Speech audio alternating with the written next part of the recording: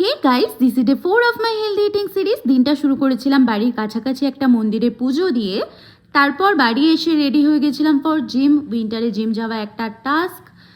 দেন workout complete করে আমি বাড়ি গিয়ে রেডি করেছিলাম ব্রেকফাস্টে বানিয়েছিলাম ক্রিমি মাশরুম, যার জন্য একটু বাটার ব্রাশ করে গার্লিক অ্যাড করেছিলাম। গার্লিকটা আগে আমি একটু সেঁকে নিয়েছিলাম যাতে একটা বার্ন ফ্লেভার আসে।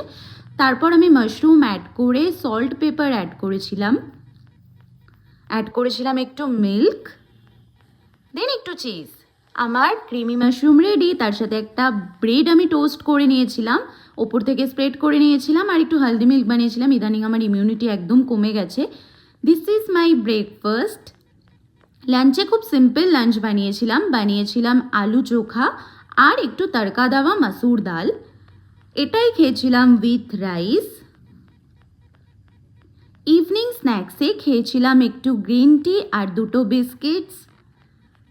আর ডিনারে বানিয়েছিলাম আমার all time favourite rava dosa, যার জন্য একটু ঘি ব্রাশ করে আমি একটা মিক্সচার কিনে এনেছিলাম ধোসার, ওটাই আমি অ্যাড করেছিলাম।